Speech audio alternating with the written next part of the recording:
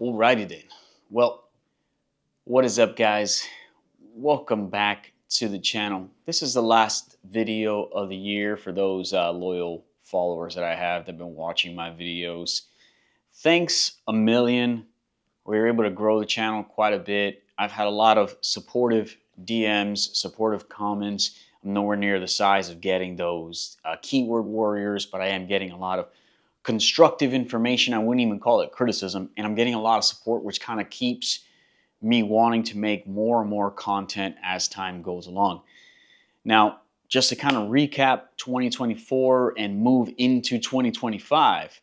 In 2024, our initial goal was getting this car out on track as much as possible. For those that have subscribed to the channel since the inception of buying this car, you will know that we were able to get some track sessions under our belt, but naturally we weren't really able to do a whole lot past, like, I think it was March or April, where I had to basically sit the car down or park it in the garage because we experienced some more motor concerns. In 2023, when we bought the car, we bought this car pretty well modified with some really good quality components that were modified to. So we figured this would be a great car to go out on track. We experienced some motor issues there. We got those dialed in 2023, no track sessions. 2024, we were ready to go. We were excited, we were motivated, and we took it out to the track. Took it out to Homestead Speedway, where in Homestead, first ever track session with the car, after the motor repairs, and first ever time out on Homestead Speedway in general. And we started to notice the first instance of the back bumper being coated with what looked like a soot and some spots of oil. And we were seeing some residually low oil pressures. I was maybe averaging 35 to 40 PSI at wide open throttle, and at idle, I saw as low as 13, which, had me stop the car, stop running after the oil got a little hot, didn't run the car anymore that day. We made some improvements to the PCV system. We adjusted the catch can. We did a few other things to try to see what we can mitigate. And we ended up switching to a 50 weight oil, where we went to the 15W50 from Mobil 1 versus the Motul 300V 10W40 that we were running previously. The 15W50 immediately saw a bump in oil pressure. We were able to get closer to 50 PSI at wide open throttle, and we were able to maintain a 20 to 23 PSI at idle. We then proceeded to do some more track sessions. We vented the hood to help with the higher viscosity oil, and we went to the Motor Enclave over in Tampa, and the car primarily was only being used for those track sessions. I'm not a big cars and coffee guy. I'll do it on the occasion, but the reason why we bought this car was for the track. We noticed during our oil changes in between that Homestead to Sebring that we were shy on the oil that we took out of the motor versus what we were supposed to be putting in. This is the 2009 dry sump system, so I believe it's 10.5 quarts.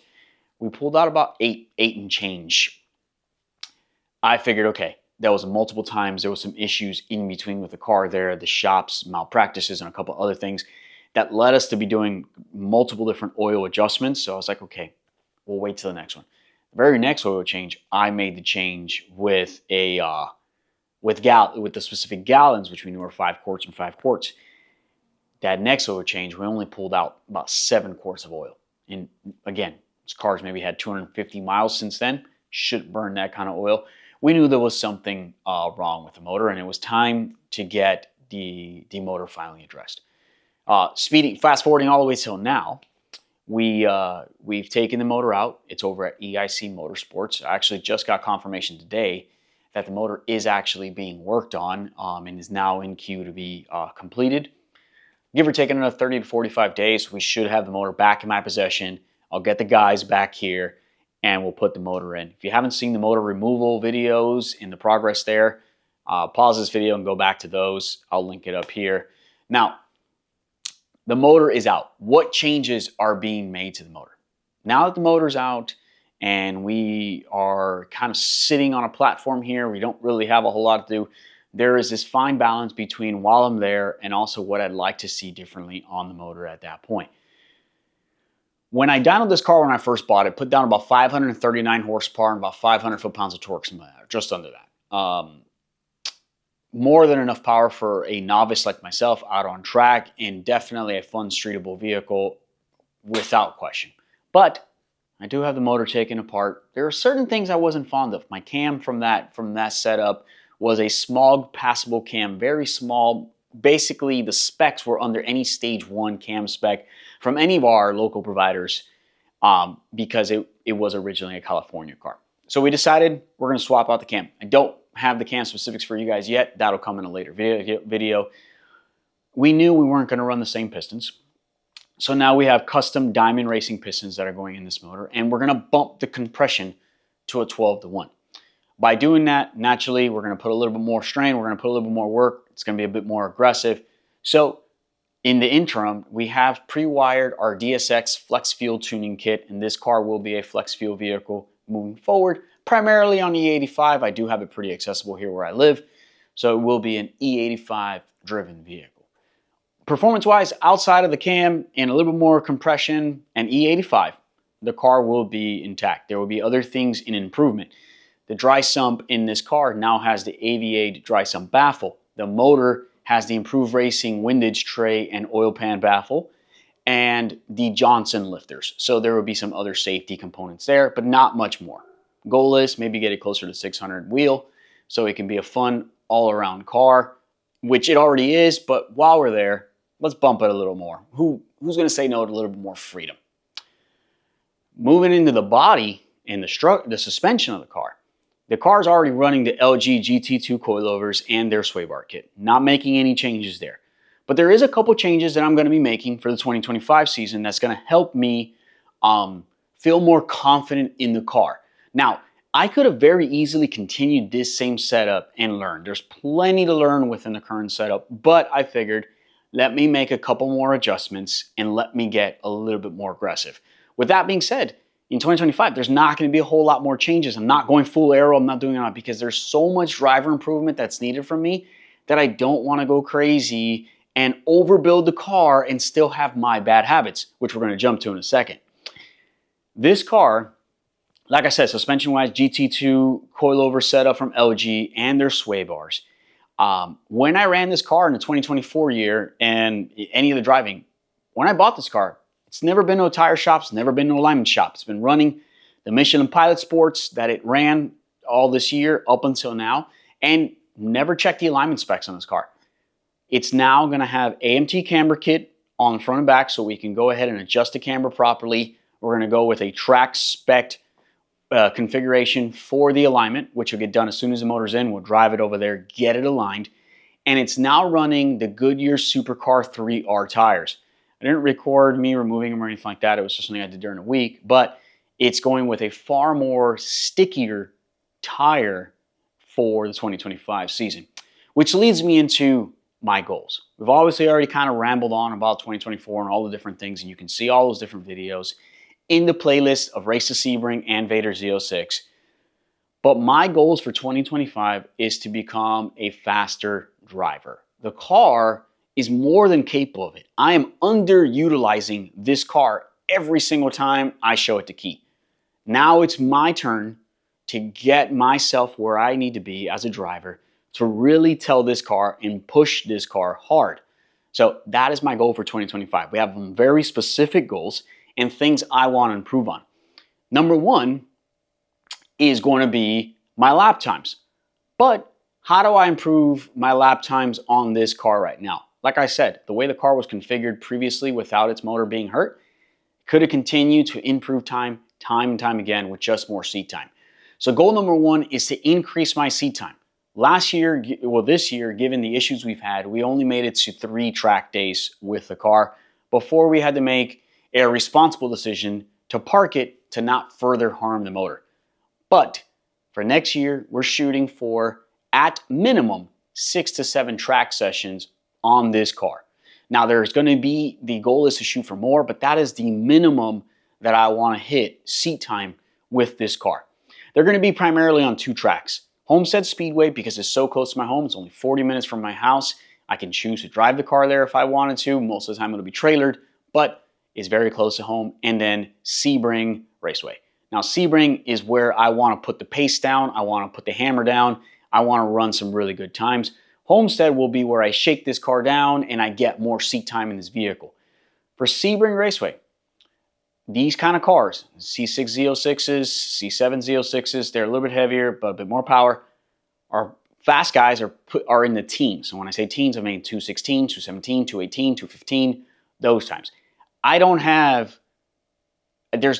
think I'm going to get there with the track time that I have with this car. But what I will say is I want to be in the 220s. And when I say 220, I'm going aggressive and saying I want to be low 220s, 225 and below. I think with 1 or 2 more track sessions, I'm going to break easily into the 220s just with the changes made to the car, not without my driver improvements. But my goal is to wrap up the end of the year at the very low 220s, 225 being the minimal, being the highest number I want to be at. So we need a lot more time with the car to get those numbers down. Obviously, we talked about already that we have the alignment in place we're going to have the alignment in place for better front end grip, more bite, more turn in, all of that. We have the far more grippier tires on this car that are going to help substantially with my confidence in keeping the pedal down on this car.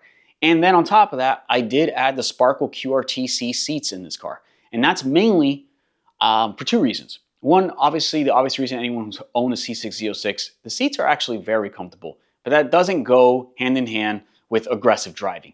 Because they have factored in so much comfort, they don't really grip and hold you in place. Now, I have the very bad habit of treating my driving like I'm in a MotoGP race. And I lean from left to right as I'm driving in through these turns and corners. So the QRTs are going to help me stay in place, bolster my shoulders, my hips, my legs, and keep me in place so that I can focus on my driving and stay in place and not be dancing around like I'm on some sort of motorcycle. So those are in there. They are running the 3-point harnesses still. We will move into a harness bar and some harnesses this year. That's definitely something in there that I want to put in. I want to be as safe as possible when you're out there with such a bald eagle machine out there that's ready to kill the racetrack. We obviously know we got the seats, we got the tires, we got all this, but as a driver, and we know that we got a 220 goal, how are we going to achieve that in 2025? There's a couple things that I know from just looking at my video. Now, Homestead, the reason why I had to set a time to Homestead is because my very first time at Homestead, I was focused on not dying and my car running. My car would turn off if I pushed a clutch in. It was my first time out there with the vehicle, had no idea how to deal with traffic, and there was way too many elements. So when I review that footage, which I didn't even share most of it because I didn't want the keyboard warriors to come after me, I was coasting. There was times that I threw the car into neutral. There was times that I was off throttle for way too long. So me just revisiting that track and driving it again, my times are going to change. So I'm not setting a baseline there. When I got to Sebring, I was pushing a little bit harder, and given my spin out on Sebring, I was starting to push past some of my understandings and limits. Now, reviewing the footage, I know exactly what I did. I didn't actually address the understeer. There's a couple things that I did. But what are we doing in 2025 overall to kind of achieve my driving times? This is where I get to critique myself. I've already set this up where there is absolutely nothing that needs to be done to this car. A well-seasoned driver can get in this car and destroy some people out on track. As a matter of fact, my buddy Phelps Garage, when we get back to Sebring, which used to be his home track, will take this car out there and set a baseline number for me to go after, because he's that seasoned of a driver. He can get behind a wheel of this thing and wheel it, and it is going to freaking kill, because this is a bald eagle machine. But what am I going to do as a driver? There's a couple things. We talked about the reason why I got the seats is because of my MotoGP style of driving, which, for the record, I've never owned the motorcycle. I don't know why I do that in the first place. And instead of consciously trying to focus on what my body's doing in the car, I'd rather just the seat make that decision for me. I can't move if the seat doesn't let me. So that's going to eliminate that. But there's some other things that I noticed that I was doing wrong while driving that were really hurting my ability to use the speed and power of this car. One of those was using the track, right? And what do I mean by that? You should be able to keep your time faster, keep your speed up, you need to use the full length of the track. Meaning if you're on the right and the car is pushing to the left, you should allow it to kind of coast that way. But if you notice in my driving, my forearm grip is just massive. I'm just getting the forearm workout of a lifetime because I am fighting the car constantly to stay on a specific line that I want to stay on, which is absolutely nonsense for me to try to do that. It's just my fear of allowing the car to veer and confusing that with oversteer and confusing that my rear end wants to kick out. Instead of fighting it, I'm actually forcing the car to get upset, or I'm being forced to drop pace. So I've watched countless videos of mine, and I've also watched other Corvette drivers, and I can just see how relaxed they are with their steering inputs versus mine. So one of my things is to trust the vehicle more, and that's why I put some of these things in place, like the grippier tires, the seats, and a few other things. But we're going to start working on allowing the car to transition from one side to the other when it needs to, right? Take Sebring Raceway's Big Bend, for example. Corvettes are running 145, 150, 155 miles an hour on Big Bend. I'm doing 125. And that's only because, not because it doesn't have the speed or the power, it wants it. It's because of my driving style. I'm constantly trying to hug the right of it instead of allowing the vehicle to slowly transfer over to the left, which naturally I got to do to that before making the next turn anyways. So there's things that I have to improve there.